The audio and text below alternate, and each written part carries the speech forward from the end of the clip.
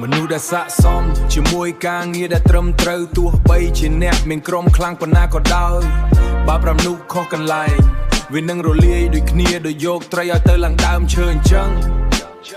ទូនីតិរបស់ញ៉ាគឺត្រូវដឹងថានរណាពូកែខាងអ្វីនរណាពូកែគិតនរណាពូកែធ្វើនរណាពូកែនិយាយហើយដាក់ពួកគេឲ្យចំកន្លែងដែលស័ក្តិសមពេលមនុស្សនៅចំកន្លែងការងារនឹងរលូនទៅមុខដោយខ្លួនឯងហើយពួកគេនឹងប្រឹងប្រែងឲ្យអ្នកអស់ពីសមត្ថភាពដោយមិនបាច់បងខំនិយាយម៉ាត់ណាម៉ាត់នឹងបង្កើតជំនឿចិត្តការទុកចិត្តមិនមែនបានមកពីពាក្យសម្ដីពីរោះទេតែវាបានមកពី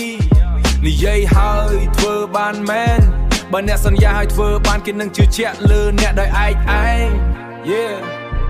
តែបើអ្នកចេះតែនិយាយតែមិនដែលធ្វើបានសម្រេចចុងក្រោយគ្មានអ្នកណាត្រូវការអ្នកភាពគួរឲ្យទុកចិត្តមិនអាចទិញបានទេវាទាមទារឲ្យសន្សំតាមរយៈមួយភាពសរសើរ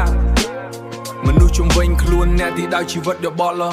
នៅក្បែរមនុស្សល្អអ្នកនឹងទទួលបានថាមពលល្អនឹងទទួលបានដំបូន្មានស្មោះត្រង់នៅក្បែរមនុស្សអាក្រក់ជីវិតអ្នកក៏នឹងវល់តាមពួកគេដែរអ្នកណានៅក្បែរឲ្យធ្វើឲ្យអ្នកធ្លាក់ចុះទីអ្នកទៅក្រោមត្រូវដកខ្លួនចេញអ្នកណានៅក្បែរឲ្យថយអ្នកល្អប្រសើរជាងមុនត្រូវរក្សាទុកឲ្យជាប់លុយនិងអំណាចគឺជាកម្លាំងជំរុញចង់បានមនុស្សពូកែអ្នកក៏ត្រូវតែផ្ដល់រង្វាន់ដែលស័ក្តិសមឲ្យគេដែរលុយតំណែងនិងឱកាសរីកចម្រើនទាំងនេះហើយជាកម្លាំងជំរុញពិតប្រាកដគ្មាននរណាម្នាក់បងប្រឹងប្រែងនៅកន្លែងដែលមើលមិនឃើញអាគុតនោះទេបើអ្នកធ្វើឲ្យគេឃើញថាកាន់តែធ្វើ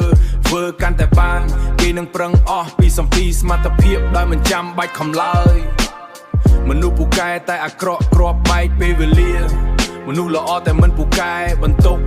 អ្នកត្រូវតែស្វែងរកមនុស្សដែលពូកែល្អឲ្យបានធ្វើការកើតថែមទាំងស្មោះត្រង់និងមិនចាក់ខ្សែក្រោយ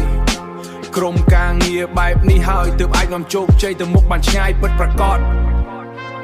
បេះដូងត្រូវរឹងមាំមិនត្រជាក់ស្រាលពិភពលោកនៃការងារវាមិនចិត្តរហូតនោះទេខ្លួនអ្នកផ្ទាល់ត្រូវតែនឹងឲ្យបានគ្រប់គ្រាន់មិនងាយត្រជាក់ស្រាលមិនលងជឿការញុយញងនិងមិនដួលរលំដោយសារសម្ពាធបើចិត្តមិនរឹងមាំទេមុខជានឹងត្រូវគេបង្វិលត្រូវគេបោកឲ្យចុងក្រោយគឺវិនាស